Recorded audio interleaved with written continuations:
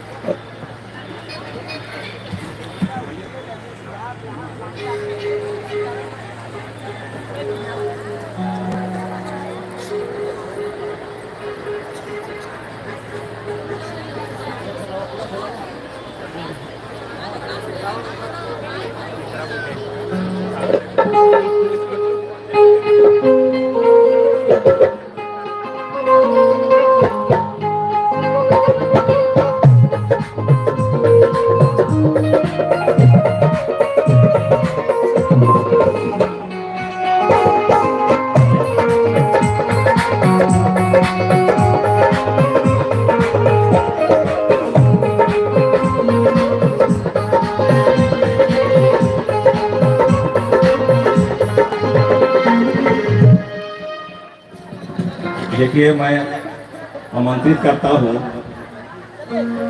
Lovely जी को।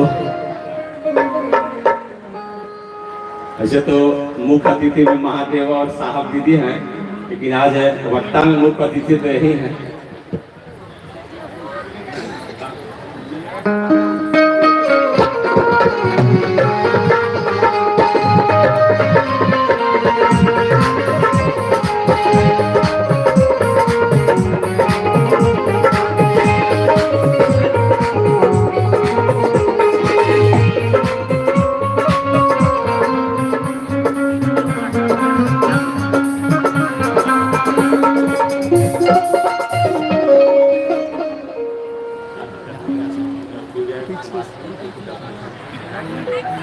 सभी को प्रणाम।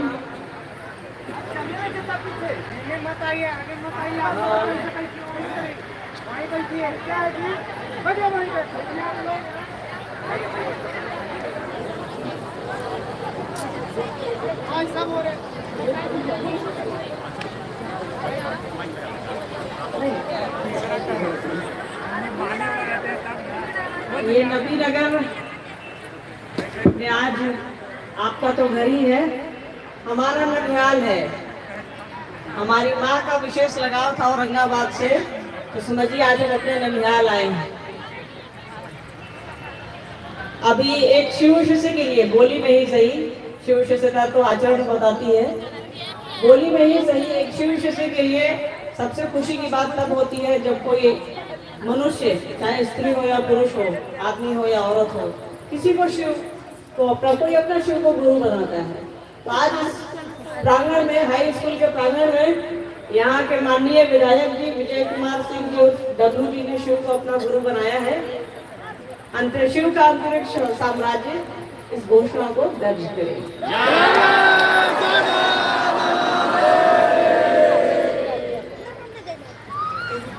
आप सभी के बीच आकर अच्छा लग रहा है, खुशी हो रही है। जैसे बच्चा अपने ननिहाल जाता है तो खुश होता है।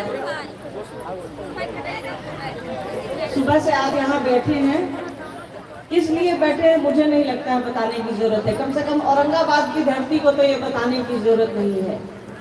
यही एक धरती है जहाँ गर्व से हम लोग कहते हैं कि ये साहब हरिंद्रानंद जी और दीदी नीलम आनंद जी की धरती है। यहाँ सुबह से हम लोग उसी शिव की बात करने को बैठे हैं जिसके बारे में साहब ने बताया कि वो गुरु हैं, जगत गुरु हैं, विश्व गुरु हैं, हमारे आपके सबके हो सकते हैं। तो इतनी जागृत जगह है ये कि यहाँ बहुत ज्यादा किसी को बताने की जरूरत नहीं है। हाँ, आपस में बात करने की जरूरत है कि कैसे इस साहब के संकल्प को, कैसे दीदी माँ के संकल्प को लेकर हम लोग आगे बढ़े, कैसे पूरी दुनिया में बताए, पूरी दुनिया में इस बात का प्रचार प्रसार करें। ऐसे हमारे गुरु को प्रचार प्रसार की आवश्यकता नहीं है। फिर भी जो ये दौर चल रहा है, उनकी इच्छा से ही इस धरती पर उनको गुरु बनाने की बात साहब और दीदी माँ ने शुरू की है। उनकी इच्छा से ही साहब की चर्चा में आप लोग सुनते होंगे, साहब ने कहा है उनकी इच्छा है कि वो हमारे आपके गुरु हो, नहीं तो हमारी आपकी से परे है तो उस विश्व गुरु को, उस गुराधिपति को अपना गुरु बनाना। देवताओं तक को ये अधिकार नहीं था कि वो शिव को डायरेक्ट गुरु बना सके। ये साहब की दया है। अभी शिवपूजन भाई ये तो दया हरिंदर की गा रहे थे ना, तो ये साहब की दया है। उन्होंने कहा कि मानव जाति डायरेक्ट शिव को अपना गुरु बना सकती है, देवताओं को भी ये अधिकार नहीं। उनके गुरु विश्वामित्र थे जो शिव के शिष्य थे और वो देवताओं के गुरु रहे। शुक्राचार्य जो राक्षसों के गुरु थे और वो शिव के शिष्य, ऐसा शास्त्र कहते हैं। तो इससे बड़ी बात क्या होगी कि हमारे आपके गुरु शिव हैं। और साहब ने ऐसा हम लोगों को अधिकार दे दिया, ऐसा प्रेम दे दिया, ऐसी सीढ़ी दे दी कि जिसका सहारा लेके हम आप उस देवाधिदेव महादेव को, उस महेश्वर को, परमेश्वर को, परमात्मा को अपना गुरु बनाते हैं, जो हम सबों के घरों में पूजित है। ऐसा कोई परिवार नहीं होगा जिसके घर में महादेव की पूजा नहीं होती होगी, जिसके घरों में कोई मांगता नहीं होगा उससे, ऐसा कोई भी परिवार नहीं होगा। इस धरती का कोई भी घर, विशेषकर भारत भूमि, ऐसा कोई भी परिवार नहीं होगा जहाँ शिव की पूजा विभिन्न स्वरूपों में। आप दक्षिण भारत जाएंगे तो वहाँ दक्षिणामूर्ति के रूप में पूजा होती है। वहाँ आप कहीं और जाएंगे तो वहाँ भैरव के रूप में पूजा होती है। हमारे आपके घरों में शिव गौरी की पूजा होती है। कुछ दिन पहले, 1-2 महीने पहले हमारे यहाँ तीज की पूजा होती है, जिसमें वो महिलाएं पति के लिए लंबी उम्र के लिए करती हैं, तीज व्रत करती हैं। वहाँ शिव गौरी की पूजा करते हैं। हमारे आपके घरों में वो समाये हैं, उनको बस दिल में समाना है, घर के कोना से निकाल करके अपने दिल में रख लेना है। जैसे साहब ने उस परमात्मा को हमारे आपके दिलों में स्थापित करने की कोशिश शुरू की है, हमको और आपको ये प्रयास करना चाहिए कि वो महादेव हमारे आपके घरों से, घर के कोना से, मंदिर के कोना से निकल करके हमारे आपके दिलों में रहे, हमारे आपके परिवार की तरह रहे, बच्चों की तरह रहे, चीजों की तरह रहे, सामान की तरह रहे।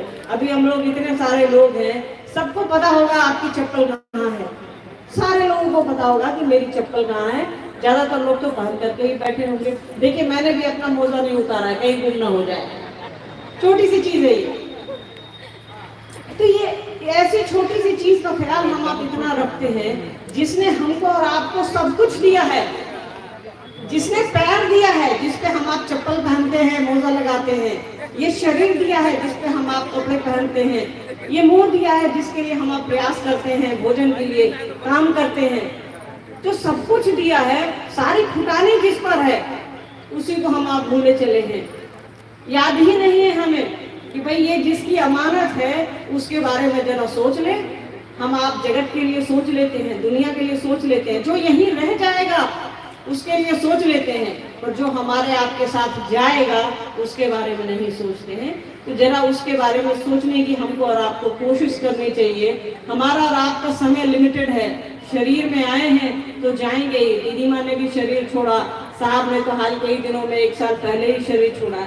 ये सिस्टम है, ये उस परमात्मा की का तरीका है, वो जगत चलाते हैं। तो हमारे आपके तरह करोड़ों लोग रोज जिंदा होते हैं, रोज मरते हैं। तो इस जिंदगी को थोड़ा अच्छे से महादेव के लिए जी ले। जीते तो हम लोग अपने लिए हैं, इसी जीवन में, इसी जिंदगी में थोड़ा समय महादेव के लिए, थोड़ा समय साहब दीदी माँ के संकल्प के लिए निकालें। तो याद रखिएगा, ये जीवन हमारा और आपका सौभाग्यशाली हो जाएगा, परिपूर्ण हो जाएगा। इससे अच्छा कुछ नहीं है। महादेव को गुरु बनाने से अच्छा कोई भी काम इस धरती पर नहीं है। साहब ने कहा है, अपना काम करिए और महादेव का काम करिए। आपका जो भी काम है, खेती करते हैं, दुकान चलाते हैं, घर देखते हैं, बच्चों को पढ़ाते हैं, कोई भी काम है वो करिए और शिव को अपना गुरु बनाइए और दूसरों को प्रेरित करिए कि शिव मेरे गुरु हैं, तुम्हारे भी हो सकते। छोटा सा काम है, दिखने में लगता है कि घर से निकलना है, कहीं बाहर जाना है, कुछ भी नहीं करना है। साहब ने 3 सूत्र दिया है। पहले सूत्र को पकड़िए, जैसे किसी को अपना समझते हैं, किसी से प्रेम हो जाएगा, लगन लग जाएगी, तो दूसरा काम अपने आप हो जाता है। ज्यादातर महिलाएं हैं यहाँ, गुरु बहनें हैं, हमारी आपकी शादी होती है, धीरे धीरे हम लोग लाख झगड़ ले अपने पतियों से, अपने परिवार से, पर जब मायके जाते हैं थोड़े कह देते हैं कि उनसे झगड़ा हुआ है, नहीं कहते हैं, क्योंकि वहाँ प्रेम है, परिवार से प्रेम है, पति से प्रेम है, पत्नी से प्रेम है, बच्चों से प्रेम है। तो जहाँ प्रेम होगा अपने आप उसकी बड़ाई निकल जाती है। तो साहब ने पहला सूत्र दिया कि हे शिव आप मेरे गुरु हैं। 3 सूत्र है ना ध्यान में। पहला सूत्र है हे शिव आप मेरे गुरु हैं, मैं आपका शिष्य हूँ। साहब से बड़ा कोई वैज्ञानिक, कोई मनोवैज्ञानिक धरती पर नहीं है जो मानव मन को, जो हमारे मन को, हमारे दिमाग को पढ़ सके। उन्होंने पढ़ा और समझा कि सबसे पहले इंसान प्रेम करता है। बच्चे जब जन्म लेते हैं वो नहीं जानते कि मेरी माँ कौन है, मेरे पिता कौन है, पर वो सहज, साहब ने लिखा है शिक्षानुभूति में कि सहज प्रेम से परमात्मा लभ्य है। तो प्रेम ही एक ऐसी चीज है जो बच्चे को, जो शिशु को, छोटे से बच्चे को, जन्मजात शिशु के पास है, जो माँ बताती है कि ये पिता है, ये दादा है, ये नाना है, ये भाई है, ये बहन है, वो नहीं जानता है। वो प्रेम ही है उसके पास जिसकी सीढ़ी पकड़ के वो अपने रिश्तों को पहचानता है। ये प्रेम हमने उसे नहीं दिया है, ये प्रेम परमात्मा ने उसे दिया है, देकर इस धरती पर भेजा है। उसके पास बस एक वही चीज है जो परमात्मा ने देकर भेजी है धरती पर। आप किसी को कहिए कि तुम मेरे हो, बोली में ही झगड़ा करते रहिए, धीरे धीरे आपको और हमारा मन समझ जाता है कि ये मेरा है। तो पहले सूत्र पर ध्यान दीजिए। साहब ने कहा है कि हे शिव आप मेरे गुरु हैं, मैं आपका शिष्य हूँ। तब उन्होंने कहा है कि सरकार दया करिए। पहले उन्होंने कहा है कि पहले अपना बनाओ, आप मेरे हैं, मैं आपका हूँ, मुझ शिष्य पर दया कर दीजिए। इससे खूबसूरत लाइन इस अध्यात्म पर, धरती के अध्यात्म में इससे खूबसूरत लाइन नहीं है कि किसी को ये बताइए कि आप मेरे हैं, मैं आपका हूँ, अपना समझ लीजिए। इसका छोटा सा उदाहरण हम आप ऐसे समझ सकते हैं कि जब हम लोग कहीं जाते हैं स्टेशन पर, रेलवे स्टेशन पर या बस स्टैंड पर, देखते हुए कई लोग, गरीब लोग बेचारे सब हमसे और आपसे या किसी से भी भीख मांग लेते हैं। उस समय हमारी इच्छा पर निर्भर करता है कि हम उसको 1 रुपया दे या नहीं दे, क्योंकि वो भीख मांग रहा है, उससे हमारा आपका संबंध नहीं है। पर एक गुरु भाई गुरु बहन जो बोली में ही सही, कंगन पहने ही सही, भले शिव शिष्य हो या ना हो, अगर हमसे और आपसे 1 रुपया मांगते हैं तो क्या हम लोग नहीं देते हैं? क्या दे देते हैं, क्योंकि कहीं ना कहीं हमारे आपके जहन में बैठा है कि ये गुरु भाई है, गुरु बहन है, एक अपनापन है उससे। तो हम आप सोचते नहीं हैं, जहाँ भी अपनापन होगा हम आप सोचते नहीं है देने से। तो जैसे वो गुरु अपने होंगे, हमको और आपको देने से वो सोचेंगे नहीं। वो परमात्मा भी है और गुरु भी हैं। तो उस परमात्मा को तो कोई फर्क नहीं पड़ता, वो दुनिया चला रहे हैं, हम आप मांगते रह जाएंगे, उनको कोई फर्क, जो उनको देना है वही देंगे, जो लेना है वही लेंगे। पर गुरु एक ऐसी सत्ता है जो हमारे आपके लिए बेहतर होगा वो देते हैं, जो बेहतर नहीं होगा वो नहीं देते हैं। गुरु का ये काम है। मास्टर साहब का काम रहता है कि बच्चों को होमवर्क मिले, पर वो देखते हैं कि बच्चा को बुखार तो नहीं है, बच्चा स्वस्थ है, होमवर्क बना के लाया है। अगर बुखार लग गया, शिवपूजन भाई तो शिक्षक हैं, ये बेहतर बताएंगे कि जो बच्चा बीमार हो जाता है क्या उसका टास्क मांगते होंगे? ये नहीं मांगते। तो गुरु को अपने शिष्य के लिए दर्द होता है। जैसे हमारे आपके मन में उस शिव के लिए प्रेम पनपेगा, तो जो अपना लगेगा उसकी बड़ाई तो कर लेंगे। दूसरा सूत्र और क्या है? साहब ने कहा है दूसरों को बताइए। उस बताने के क्रम में हम आप खुद समझते हैं, हमारा आपका दिमाग उतनी देर उसी परिधि में रहता है, उसी बात में घूमता रहता है कि महादेव मेरे गुरु हैं, आपके भी हो सकते हैं। मानिए क्या क्या फायदे हुए हैं वो हम लोग बताते हैं। ऐसा कोई भी नहीं होगा जिसने शिव को गुरु बनाया है, जिसका मन थोड़ा भी शिव के लिए पकड़ा होगा, उसको नफा नहीं हुआ होगा, उसको फायदे नहीं हुए होगा, ऐसा कोई भी नहीं है। तो उससे हम लोग अपने गुरु की बड़ाई करते हैं। दूसरा सूत्र भी तो यही है, अपने गुरु की बड़ाई करना। तीसरा है, जब आप किसी से संबंध बना लेते हैं तो उसको याद करते हैं। 108 बार नमः शिवाय से प्रणाम करना भी तो उस गुरु को याद करना है। तो जैसे हम आप पहला सूत्र करेंगे तो दूसरा और तीसरा अपने आप हो जाएगा। बाकी दूसरे तीसरे को करेंगे, पहला हो ना हो इस पर प्रश्न चिन्ह है, पर जैसे अपना समझेंगे तो दूसरा और तीसरा काम आसानी से हो जाएगा। इसलिए साहब ने कहा, दूसरे सूत्र पर भी साहब ने जोर दिया है, उन्होंने कहा है कि इसके आपको ये समझ में आएगा, दूसरों को समझाने के क्रम में आप समझेंगे कि शिव आपके गुरु हैं। तो पहले सूत्र को आप पकड़ने की कोशिश कीजिए। साहब इधर लगातार 6-7 वर्षों से कह रहे थे कि हम लोग तो पहले सूत्र को ही छोड़ दिए हैं। तो महादेव को अपना समझिए, अपनी चीजों के जैसा, अपने घर परिवार के जैसा, अपने बच्चों के जैसा, कि सरकार आप मेरे हैं, मुझ पर दया कीजिए। बाकी कुछ सोचने समझने की आवश्यकता नहीं है, बस यहाँ प्रेम का रिश्ता है, उनको बस अपना समझिए, सारा काम इसी में हो जाएगा। और ये नई बात नहीं है, साहब ने आज से 50 साल पहले ये बात शुरू की कि शिव जगत गुरु है, गुरुओं के गुरु है, विश्व गुरु है, गुराधिपति है। उनकी किताब आप लोगों ने देखी होगी, आप लोगों के पास पतली सी होगी शिष्यानुभूति, वो 1990 में साहब ने लिखी थी और उसमें उन्होंने लिखा है। सोचिए ये नई, मतलब उस किताब को आए हुए 23 साल तो हो गए, 33 साल हो गए ना, 33 साल तो हो गए। 30 साल से पहले उन्होंने एक किताब लिख दी है पतली सी, जिसमें उन्होंने लिखा है, और ये उन्होंने ये लिखा है कि मैं नहीं कह रहा, ये शास्त्र कहते हैं, किताबें कहती हैं, हमारे धर्म ग्रंथ कहते हैं, इस सनातन धर्म के जो ग्रंथ हैं जिन पर सारा हमारा धर्म टिका है, सारा अध्यात्म टिका है, वो कह रहा है, उपनिषदें कहती हैं शिव गुरु हैं, जगत गुरु हैं, उनको अपना गुरु बनाइए। ये अलग बात है कि उनकी शिष्य परंपरा जनमानस में नहीं फैली, फैलती कैसे? साहब को धरती पर उतरना था ना, उन्हीं को ये शुभ काम करना था, तो दूसरे लोग कैसे करते? तो महादेव ने उनको कहा, अब ये गुरु भाई ने बताया ना, महादेव ने, कमलेश चचा बोल रहे थे कि महादेव ने साहब को कहा कि तुम जो करते हो दूसरों को करने को कहो। क्यों नहीं महादेव ने हमको और आपको आकर के कह दिया कि तुम जो करते हो दूसरों को कहो? क्योंकि वो हरिंद्रानंद जी हैं, इसीलिए महादेव ने उनको कहा, हमको और आपको नहीं कहा। यही फर्क है उस धरती के महादेव में और हम लोगों में। वैसा मन कहाँ से हम आप लाए, वैसी इच्छा महादेव के काम के लिए। कि आईसीयू में पड़े हैं साहब और दीदी माँ, जब दीदी माँ को तो शरीर छोड़े हुए 18 साल हो गए, पर बेहतर बताएंगे पुराने गुरु भाई लोग कि वो अस्पताल में पड़ी है और महादेव का काम कर रही है। साहब अभी पिछले साल हम लोग आईसीयू में हैं और वो पूछ रहे हैं कि महादेव का काम चल रहा है, 3 सूत्र का कार्ड आप लोग लाए हैं? तो वैसे हैं साहब, हमको और आपको तो चोट लग जाती है तो हम लोग भूल जाते हैं महादेव को और साहब दीदी को। ऐसा बनने की कोशिश कीजिए। साहब और दीदी माँ तो एक ही हैं, महादेव ने एक ही बनाया, दूसरा फर्मा नहीं बनाया, पर नकल तो हम आप उन्हीं की उतारेंगे ना। तो अपने मन को ऐसा बनाइए कि साहब के हिसाब से चले, दीदी माँ के हिसाब से चलते, कम से कम शिव शिष्यता में हमारा आपका जीवन अग्रसर हो, हम आप महादेव का काम करें, ऐसी सोच बनाइए, ऐसा मन बनाइए। जिज्ञासा है?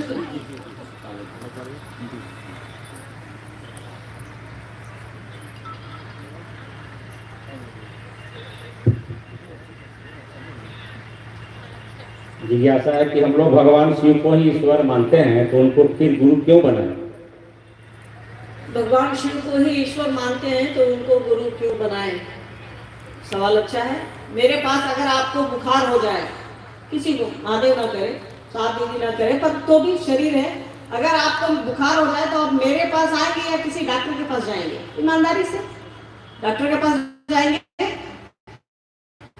तो जो जिस काम को करेगा उसी के पास में जाइएगा। उनसे बड़ा गुरु खोज कर ले आइए। ईश्वर है, परमेश्वर है, परमात्मा है, गुरु की कुर्सी पर भी वही है।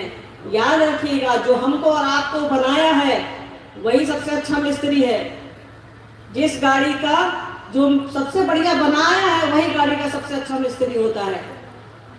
तो हमको और आपको जिसने बनाया है उसको मालूम है कि इसको क्या चाहिए, इसको कखा कखा किस उम्र में सिखाना है, 2 गुने 2 बराबर 4 किस उम्र में सिखानी है। तो जिसने बनाया है उससे बेहतर गुरु नहीं हो सकता है। अगर है तो बता दीजिए। आप बीमार हैं तो डॉक्टर के पास ही जाएंगे। शिव से बड़ा कोई गुरु नहीं है।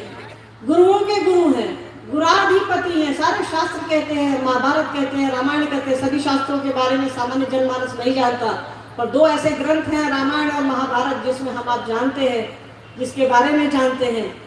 उसमें भी कहा गया है कि शिव जैसा गुरु हो तो शिव जैसा हो। महाभारत में जो कृष्ण के गुरु रहे उपमन्यु, उनके गुरु रहे हैं महादेव। ये दो सबसे बड़े ग्रंथ जो है हमारे, वो इसकी व्याख्या करते हैं कि उनसे बड़ा कोई गुरु नहीं है। उनसे बड़ा कोई गुरु है तो बताइए, जिनका भी सवाल है ये, हम लोग उन्हीं को गुरु बना लेते हैं। पर आप प्रमाण लाइए कि उससे बड़ा कोई गुरु है इस धरती पर, इस ब्रह्मांड में, इस सृष्टि पर, तो मान लेंगे। ठीक जी, अल्लाह जिज्ञासा है, बहुत भाई बहन लिख कर भेजे हैं कि साहब की शिष्यानुभूति में लिखा है कि गुरु अपने शिष्य को वाणी शब्द एवं मौन व्याख्यान से परे जाकर के शिष्य को ईश्वर से जोड़ते हैं कैसे? ये शिष्यानुभूति की लाइन है, साहब की लिखी हुई है।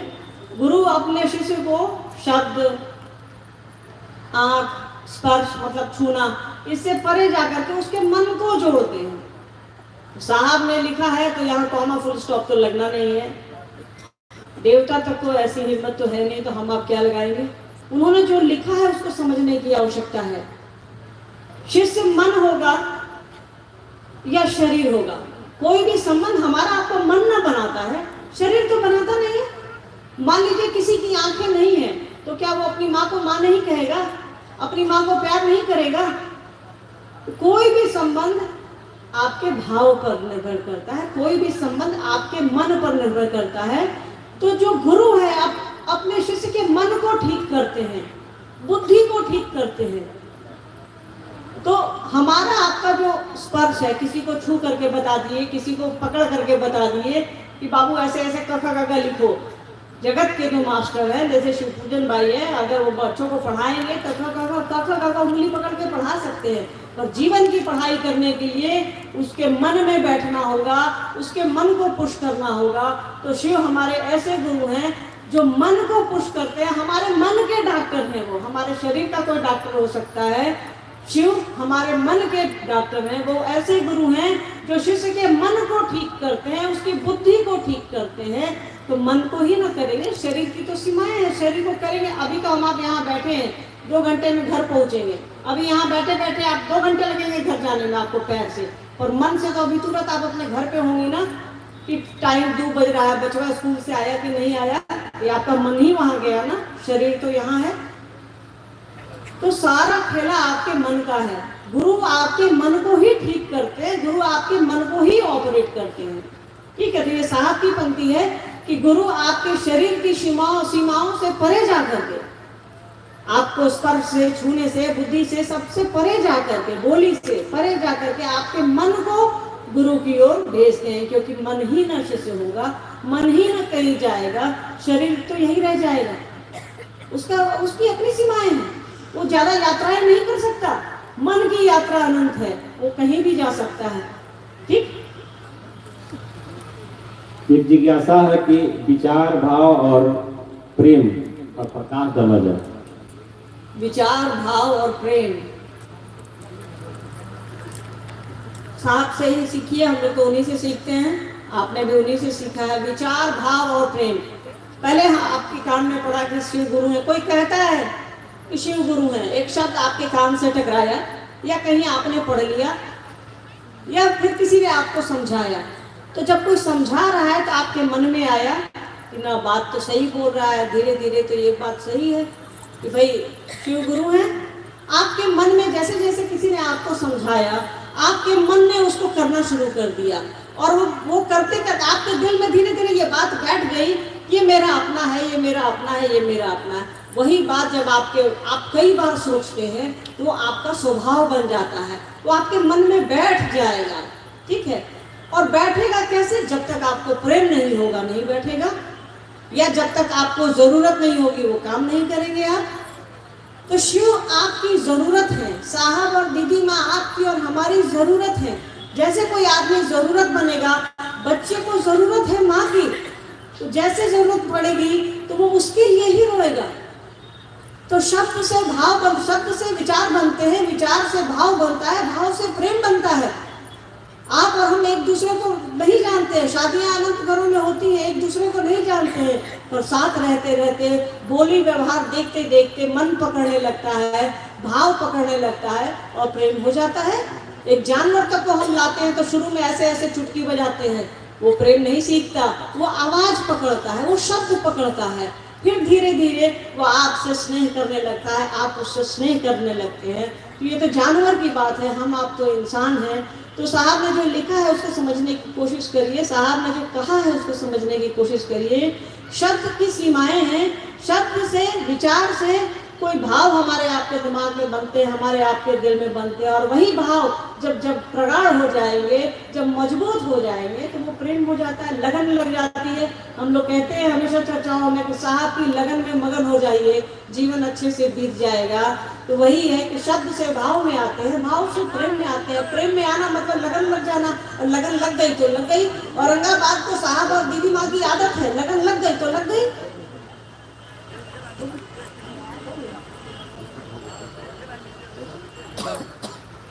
ये गुरु भाई लिख कर भेजे हैं कि गुरु भाव कर्म बंधन को तोड़ता है कैसे। गुरु भाव कर्म बंधन को तोड़ता है कैसे। मैंने थोड़ी देर पहले ही कहा, देखिए हमारा आपका जो भी शब्द है वो सब साहब का दिया हुआ है, दीदी माँ का दिया, हमारा कुछ भी नहीं। हम उधार की जिंदगी जीते हैं भैया, ठीक है। काका काका पूछिएगा, बता सकते हैं, 2-4 लाइन पूछिएगा, हिंदी अंग्रेजी बता सकते हैं। शिव शिष्यता की बात करिएगा तो वहाँ साहब की बोली आएगी, साहब के विचार आएंगे, साहब के भाव आएंगे, साहब के शब्द आएंगे, और साहब का ही आदेश आएगा। तो क्या है कि गुरु जो है वो हमारे आपके कर्म बंधनों को तोड़ते हैं। साहब ने लिखा है, शिष्यानुभूति में भी लिखा है, उनकी अनगिनत चर्चाएं हैं, और आओ चलो शिव की ओर में उन्होंने लिखा है। वो परमात्मा जिसको दुनिया चलाना है उसको कोई फर्क नहीं पड़ता है, उसने हमारे आपके कर्म के हिसाब से जो जैसा भी हमने किया उसके हिसाब से हमारे भाग्य को तय कर देता है कि भैया तुमने गलत किया तो वो तुम्हारी जिम्मेदारी है, तुमको उसको लौटाना है। ठेठ भाषा हम लोग कहते हैं कि जो कीजिएगा वो भरिएगा। तो परमात्मा के पास यही हिसाब चलता है, अच्छा कीजिएगा तो अच्छा भरिएगा, बुरा कीजिएगा तो बुरा लौटेगा। पर गुरु अपने शिष्य के अच्छे और बुरे का ख्याल करते हैं, वो हमारे आपके कर्म फल को तोड़ते हैं। जहाँ उनको लगता है कि इतना कष्ट होने से हमारा विद्यार्थी खराब हो जाएगा, तो हमारे आपके कर्म फल को वो कम कर देते हैं, काट देते हैं। तो मतलब बड़े लोग ने छेनी हथौड़ी से चीज़ों को मुलायम करते हैं ना, जहाँ ज़्यादा खरखर रहता है, जहाँ रुखड़ा रहता है। तो गुरु हमारे आपके जीवन में जो परेशानियाँ आती हैं उसको कम कर देते हैं, आवश्यकता पड़ती है तो उसको खत्म भी कर सकते हैं। वो गुरु का हिस्सा है, वो गुरु का क्षेत्राधिकार है। तो अगर आप जुड़े रहिएगा, आप डॉक्टर से लगे रहिएगा, तो दवा खरीदने की जरूरत पड़ती है या डॉक्टर फ्री वाला सैंपल देते रहता है। हाँ, आप मास्टर साहब से जुड़े रहिए, शिवपूजन भाई से किताबें ऐसे ही मिलते रहेंगी लेकर को, क्योंकि इन लोगों को पुस्तकें आती हैं। तो सबसे बड़े से आप लगे रहिए, आप शिव को पकड़े रहिए, गुरु को पकड़े रहिए, जो आपके लिए बेहतर होगा वो देंगे। हमको और आपको लग सकता है कि महादेव ने नहीं दिया, ये हमेशा याद रखिए कि वो गुरु हैं, हमारे आपके लिए जो बेहतर होगा वही देंगे। वो साहब दीदी माँ है, हमारे आपके जीवन के लिए जो बेहतर होगा, याद रखिएगा जीवन ये जो हमको और आपको दिख रहा है वही नहीं है, इसके बाद भी है। तो वहाँ के लिए भी वहाँ का हिसाब किताब भी गुरु भी तय करेंगे, हम आप तय नहीं करेंगे। शरीर तो रह जाएगा, इस जीवन के अलावा भी एक जीवन है जिसके बारे में हम आप नहीं सोचते, ये गुरु ही तय करेंगे। तो गुरु से लगे रहिए, वो हमारे आपके प्रारब्ध को, हमारे आपके कर्मों को दग्ध करते हैं। आवश्यकता होगी तो अधिकाधिक दे देंगे, आवश्यकता नहीं होगी तो कुछ भी नहीं देंगे। भले हमारे आपके मन को लगता रहे कि महादेव ने नहीं दिया नहीं दिया, उससे उनको कोई फर्क नहीं पड़ेगा। शिष्य के लिए जो सही होगा वो गुरु देंगे, शिष्य के कर्म में जो अच्छा होगा वो गुरु देंगे।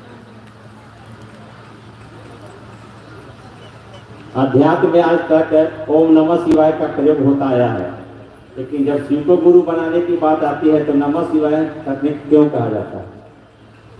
देखिए, ओम नमः शिवाय और नमः शिवाय दो अलग अलग मंत्र हैं। हमारे शास्त्र को जब आप पढ़िएगा, किताबों को पढ़ेंगे आप आओ चले शिव की ओर भी पढ़िए, इससे अच्छी व्याख्या नमः शिवाय की व्याख्या पूरी दुनिया में नहीं है। साहब ने जो नमः शिवाय पर लिख दिया है वो अमिट है, वो मिट नहीं सकता, कोई उसको काट नहीं सकता। तो पहले इस बात को समझ लीजिए कि नमः शिवाय और ओम नमः शिवाय, तो ओम नमः शिवाय एक अलग मंत्र है। ओम एक समझिए कि डब्बा है, हम आप चूड़ी खरीद कर लाते हैं ना, सामान खरीद कर लाते हैं, पन्नी में सब्जी आलू देता है तो पन्नी समेत तो नहीं बना देते हैं, उसको हटा करके बनाते हैं। डब्बा में चूड़ी आती है तो डब्बा समेत तो पहनते नहीं है, उसको हटा करके ही चूड़ियाँ पहनते हैं, या भाई लोग शर्ट या कुछ भी पहनते हैं, या चीज़ों को कोई चीज़ डब्बे में ही आती है, ठीक है। तो वो में एक डब्बा है जिसमें नमः शिवाय रखा है, उसको हम लोग निकाल करके उपयोग में लाते हैं, ठीक है। ओम नमः शिवाय अलग मंत्र है, वो शिव का ही मंत्र है, और साहब ने लिखा है कि नमः शिवाय हमारा और आपका प्राण मंत्र है ये, ठीक है। उन्होंने लिखा है कि ये शिव के लिए भी प्राण मंत्र है, शिव का कोई मंत्र नहीं समझ लीजिएगा, शब्द पर ध्यान दीजिएगा, ठीक है। शिव के लिए भी, क्योंकि जब शिव ने इच्छा की तब सृष्टि बनी, और कोई चीज बनेगी तो जिसने बनाया है उसको प्रणाम करेगा। तो जैसे सृष्टि बनती है, आकाश तत्व बनते हैं तो शब्द आते हैं, तो वो सृष्टि बनी है, बनने की प्रक्रिया चल रही है, तो उसने प्रणाम किया, शिव को प्रणाम किया, तो वो नमः शिवाय से ही प्रणाम किया। तो नमः शिवाय इस धरती पर इस सृष्टि का सबसे बड़ा मंत्र है, जो सबसे आसान भी है और सबसे कठिन भी है। तो इस मंत्र में यही फर्क है कि ये जन सुलभ है, हम आप कहीं भी बैठे हैं अजबा जप की विधि से सांस पर इसको ले सकते हैं, बाकी कोई भी मंत्र सांस पर नहीं चढ़ते, आप चढ़ा कर देख लीजिए, ये तो करिए तब भरिए, करिएगा तो समझिएगा। कोई भी मंत्र ऐसा नहीं है जो इतनी आसानी से हमारी आपकी सांसों पर चढ़ सके। तो शिव के इस मंत्र की यही खासियत है, ये सब सर्व सुलभ जल सुलभ है, और सबसे ज्यादा इसके फायदे हैं। ओम नमः शिवाय अगर आपको लगता है कि इसके फायदे हैं तो कर करके देख लीजिए, और नमः शिवाय इससे बड़ा मंत्र नहीं है। और ऐसे भी शिव का पंचाक्षर मंत्र है, आप ओम नमः शिवाय में 5 अक्षर होते हैं या 6 अक्षर होते हैं, आप जोड़ करके देख लीजिए, नमः शिवाय 5 हुआ, और ओम लगाएंगे तो वो 6 अक्षरों का हो जाएगा। किसी शास्त्र में कहा गया है क्या कि शिव का मंत्र षडाक्षर है, 6 अक्षरों का है? हमेशा कहा गया है कि शिव का मंत्र पंचाक्षर है, 5 अक्षरों का है, ठीक होगी।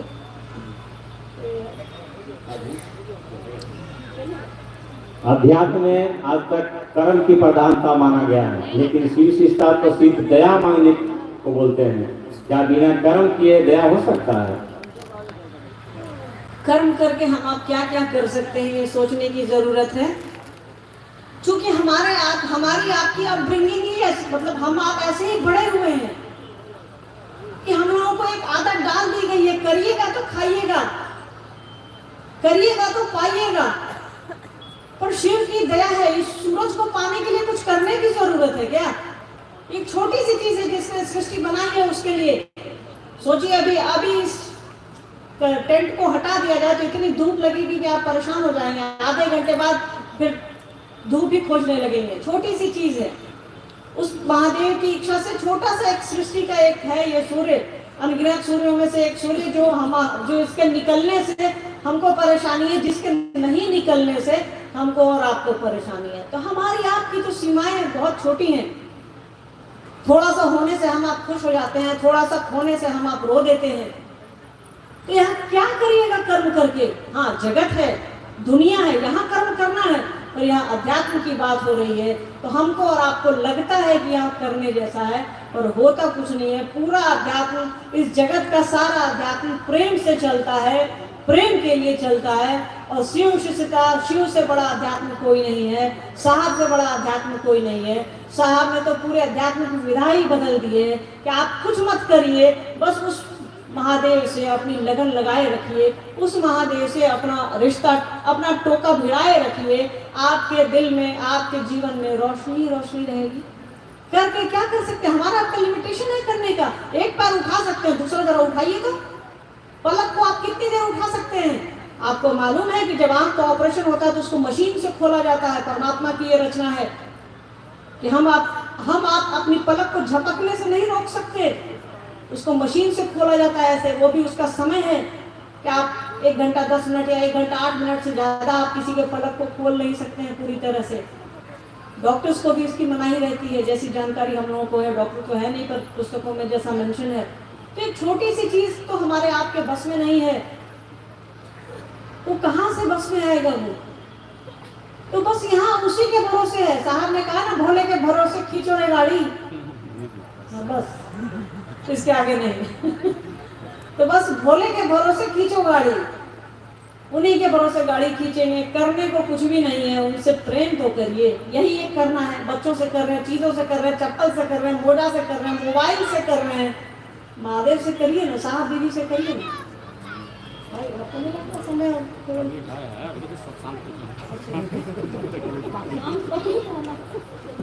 एक मन में जिज्ञासा है, गुरु भाई लोग भेजा है कि साहब अब शरीर में नहीं है तो गुरु काज में साहब हमको अनुभूत कैसे होंगे? साहब अब शरीर में नहीं है तो गुरु कार्य में अनुभूत कैसे होगा? हमने अपने परबाबा को नहीं देखा है, क्या नहीं है वो? आप में से कई लोगों ने अपने परबाबा को नहीं देखा होगा, नहीं है वो। चलिए छोड़िए परबाबा, महादेव को देखे हैं? हाँ, अभी तुरंत सावन बीता, अम्मा दूध और बेलपत्र जियान किए होंगे, देखे हैं? कोई खड़े होकर प्रमाण दे दे। इस धरती पर साहब और दीदी माँ के अलावा किसी ने नहीं देखा होगा, भले हम लोग कुछ बोल ले, ठीक है। साहब ने कहा बचपन में जब मैं और मनु बहुत छोटे थे तो महादेव आए थे तो हम लोगों ने देखा था। वो भी महादेव जिस रूप में आए थे हम लोग देख लिए तो हम लोगों की तबीयत खराब हो गई। आप लोगों ने पढ़ा होगा, साहब की चर्चा आप लोगों ने सुनी होगी। तो हाँ, साहब शरीर में नहीं है, साहब शरीर में नहीं है, ऐसे ही हम आप यहाँ इकट्ठे हैं। वो हैं, कहीं नहीं गए। जब तक ये धरती है साहब हरिनाथ जी और दीदी माँ रहेंगे। जब तक एक भी आदमी है इस धरती पर जिसके शिव से होने की संभावना बनी रहेगी, साहब और दीदी माँ हैं इस धरती पर। कोई ये नहीं सोचे कि वो नहीं है, नहीं दिख रहे हैं तो वो नहीं है। आपका यहाँ होना इस बात का प्रमाण है कि साहब और दीदी हैं, ठीक है। शिव विशेषता हो, हमारा आपका जीवन हो, जहाँ भी हो साहब हमारे आपके घरों में है, हमारे आपके दिल में है, खुशी में है, दर्द में है, आंसू में है, कहाँ नहीं है? वो है, तभी हमारी आपकी ये शिव शिष्यता चल रही है। क्योंकि बाबू उनके पहले कोई नहीं आके हमको और आपको बताया कि शिव गुरु हैं, मेरे गुरु हैं, आपके भी हो सकते हैं। इतना तो एहसान मानना ही पड़ेगा हमको और आपको कि उनकी इच्छा से, साहब की इच्छा से हमारे आपके गुरु शिव हुए हैं। अगर वो चाहते तो हमको और आपको नहीं भी बता सकते थे, अपने तक सीमित रखते कि शिव मेरे गुरु हैं और मेरे ही रह गए, ठीक। एक जिज्ञासा है कि शिष्यानुभूति में लिखा गया है कि गुरु 5 शक्तियों का धारक है, थोड़ा समझाने का प्रयास करें। शिष्यानुभूति में लिखा है कि गुरु 5 शक्तियों के धारक हैं, ये साहब की पंक्ति है। हमारे आपके गुरु कौन है? शिव हैं। हमारे आपके परमात्मा किसको कहा गया है? जिस गणित में साहब ने शिव को अपना गुरु बनाया वो गणित ध्यान में ले आइए। गुरुर ब्रह्मा गुरुर विष्णु गुरुर देवो महेश्वरा गुरुदेव साक्षात पर ब्रह्मा तस्मै श्री गुरुवे नमः। कि मतलब जो गुरु है, जो ईश्वर है वही गुरु है। तो ईश्वर परमात्मा शिव को ही कहा गया है। साहब का गणित ध्यान में ले आइए, बिल्कुल एकदम उनका गणित, अध्यात्म में सीधा सीधा उनका गणित चलेगा और चलेगा ही चलेगा। तो परमात्मा जब गुरु है, परमात्मा ईश्वर जब गुरु ब्रह्मा गुरु विष्णु गुरु देव महेश्वर है, तो गुरु में वही सारे गुण हैं जो परमात्मा में है। तो परमात्मा का काम क्या है हमको और आपको पता है, किसी को बनाना, दुनिया को बनाना, दुनिया को चलाना और दुनिया को बिगाड़ना, दुनिया को खत्म करना, ठीक है, ठीक ना। किसी चीज को लय मतलब संहार, लय सृजन, लय और संहार, ठीक। तो इसमें जब गुरु बनेंगे तो हमको और आपको इस धरती पे भेजा किसने है ये समझने की आवश्यकता है।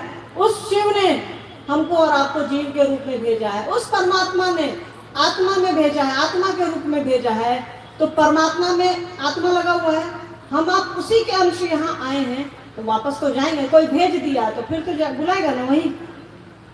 हम आप यहाँ आए हैं तो सब अपने अपने घर को जाएंगे ना, हवा से तो नहीं टपक गए। तो उस परमात्मा ने हमको और आपको धरती पर भेजा है और वही गुरु है। गुरु की कुर्सी पर जब बैठता है तो हमको और आपको अपनी दया से वापस ईश्वर की ओर भेजता है, शिव की ओर भेजता है। तो परमात्मा का 3 काम, दुनिया बनाना, दुनिया चलाना और दुनिया का संहार करना, ठीक है। और उसमें गुरु का 2 काम है कि अपनी अनुग्रह शक्ति से, अपनी दया शक्ति से, अपनी दया से वो जीव को पुनः शिव की ओर भेजते हैं। उसको कहते हैं तिरोधान, मतलब ऊपर उठना।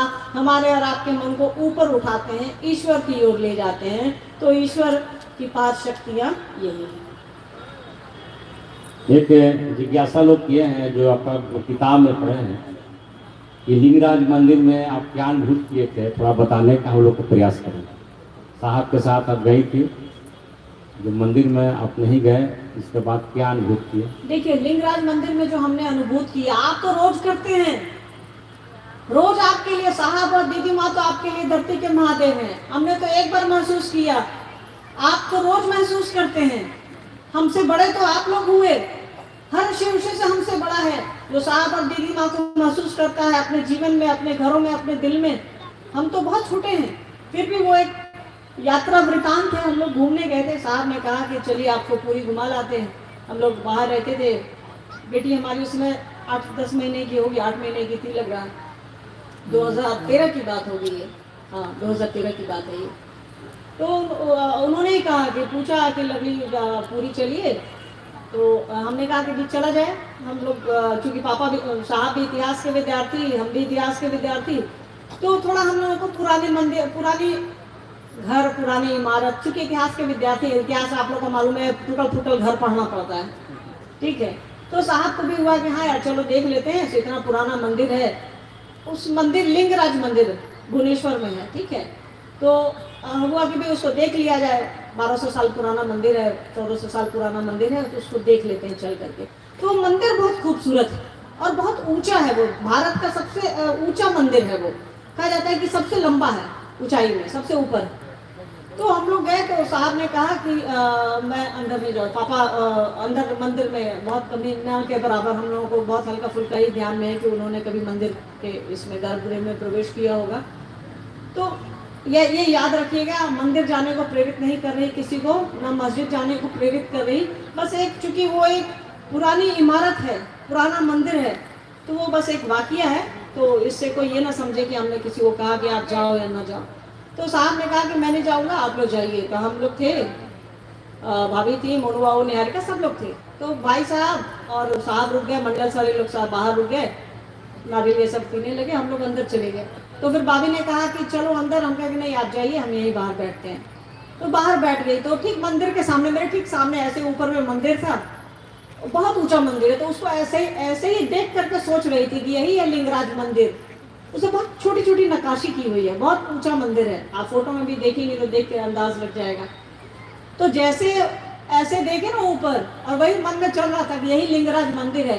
तो मंदिर ऐसे होता है ना, तो उसके इस हिस्से पर साहब का चेहरा उभरा और उन्होंने कहा कि मैं ही तो हूँ यहाँ। तो झट से लगा कि अरे पापा तो बाहर हैं, अभी यहाँ उनका चेहरा दिख रहा है। तो मतलब देखिए, हमारे रोए अभी भी खड़े हो जाते हैं जब वो इंसिडेंट को याद करते हैं हम लोग को। तो बात आई गई, खत्म हो गई। बाहर निकले तो उनको बताना ही था, तब तक इनकी तबीयत खराब हो गई। हम लोग पटना आ गए। फिर बाद में एक संगोष्ठी थी 2013 में, अप्रैल में शायद, ये जनवरी की बात है, 12-13 जनवरी की बात है, पर हम लोग अप्रैल में आए रांची। तो संगोष्ठी में हमने इन लोगों से, गुरु भाइयों से ये कहा, साहब से भी कहा कि आप ये क्या खेला करते रहते हैं। तो वो हंसने लगे। तो उन्होंने कहा कि सब चीज़ अभी बुझा जाएगा बाबू। उनका वही लाइन था जो अक्षरशः आपको बता दिया। अब रहने दीजिए। लेकिन गुरु मानने के बाद आप कहते हैं कि शिव चर्चा। सवाल बढ़िया है। आने पर हमने शिव को गुरु बना लिया, गुरु मानने के बाद आप कहते हैं शिव चर्चा कीजिए। एक चीज बताइए, कोविड में 2 साल, कोरोना में 2 साल संभवतः साहब के, जो साहब से जुड़े हैं, दीदी से जुड़े हैं, उन्होंने शिव चर्चा बंद कर दी। फोन उन पे कभी कभार हम लोग कर लिए तो कर लिए। तो क्या शिव छूट गए? क्या साहब दीदी माँ छूट गए? शिव चर्चा परिस्थितियों के हिसाब से चलती है। जाड़े में शिव चर्चा साहब ने कई बार बंद की है, गर्मी में साहब ने शिव चर्चा कई बार बंद की है, लड़ाई होती रहे, कहीं किसी शहर में कर्फ्यू या दंगे होते रहे, साहब ने शिव चर्चा को बंद किया है। कहीं से शिव चर्चा एक प्रमुख काम नहीं है हमारा और आपका, ये एक सहायक काम है कि जो हमको फायदा मिला है, किसी डॉक्टर के इलाज से हमको फायदा हुआ तो आपको काहे नहीं बताएंगे भाई। आपको जब हम अपना समझते हैं तो काहे नहीं बताएंगे कि फलना डॉक्टर बहुत अच्छा, जाके इलाज करा लीजिए, गठिया आपका ठीक हो जाएगा। इंसान है, इंसानियत तो निभाएंगे ना। तो महादेव से बड़ा कोई गुरु नहीं है, साहब दीदी से बड़ा कोई मार्गदर्शक नहीं है। तो भाई ये अपना फायदा है, हम इंसान हैं, जहाँ फायदा होता है वही काम करते हैं। तो दूसरों को बताने में अपना फायदा है कि मेरा मन समझता है, इसीलिए शिव चर्चा करते हैं। साहब ने इसीलिए दूसरे सूत्र को लाया कि इससे करने वाले का मन पकड़े और सामने वाला भी इस बात को समझता है। तो हमेशा याद रखिए कि शिव गुरु चर्चा परिस्थितियों के हिसाब से काम करती है। साहब ने कभी नहीं कहा कि आप अस्पताल के पास शिव चर्चा करिए, साहब ने कभी नहीं कहा कि आप श्मशान घाट में शिव चर्चा करिए। साहब ने कहा कि आप अपनी सुविधा और संसार और जगत को देखते हुए महादेव का काम करिए, कोई छूटे नहीं, कोई टूटे नहीं। आप महादेव को पकड़ तो लीजिए, आपने सिर्फ घोषणा कराई है, जरा मन से तो पकड़िए। आप रेस में समझते हैं ना, सबसे तेज दौड़ने वाला घोड़ा, आप वही बन जाएंगे, सारे लोग पीछे छूट जाएंगे। ये तो लगन है ना, लग गई तो लग गई, ठीक है। और साहब ने सिर्फ स्थायी भाव, अस्थायी शिष्य भाव को अनिवार्य कहा है शिव की शिष्यता में, और किसी चीज को नहीं कहा है। स्थायी शिष्य भाव मतलब आपका मन हमेशा महादेव को पकड़े रहे। नमक रोटी खा रहे हैं तो भी उन्हीं का दिया हुआ है, आज हम पनीर खा रहे हैं तो भी उन्हीं का दिया हुआ है, कल हम पानी पीकर सो गए थे तो भी उन्हीं का दिया हुआ है, आज हम दूध पीकर सोएंगे तो भी उन्हीं का दिया हुआ है। आपका मन उसको पकड़े रहे, वही सबसे जरूरी चीज है। बाकी कोई भी चीज शिव की शिष्यता में जरूरी नहीं है, ये ध्यान रखिएगा। आपके बीच आए, अच्छा लगा। साहब और दीदी माँ जैसा कहते हैं करिए, वो कह रहे हैं आओ चले शिव की ओर, उनकी उंगली पकड़े पकड़े शिव की ओर चलिए, नहीं तो भटक जाएंगे। ये दुनिया है, आपस में अपने और साहब दीदी माँ के संबंध में मिलावट नहीं रखिए, चाहे हम हो या कोई हो। जहाँ मिलावट करिएगा, दूध में जहाँ पानी डालिएगा, स्वाद बिगड़ जाएगा। तो आपकी यात्रा जो 2 मिनट 4 मिनट की हो सकती है, हो जाए 1 घंटा की। तो साहब और दीदी माँ के बने रहिए, शिव के बने रहिएगा, महादेव को अपना समझिए, उनको गुरु बनाइए, दूसरों को प्रेरित करिए। साहब की ये लाइन याद रखिए कि शिव शिष्य बनिए और शिव शिष्य बनाइए। आप सभी के बीच आकर अच्छा लगा। आप सभी साहब और दीदी के बने रहे, बस यही शुभकामनाएं आपको दूंगी। आप सभी को मेरा प्रणाम। सुरक्षित जाइए, अच्छे से जाइए, ये आपका कार्यक्रम है।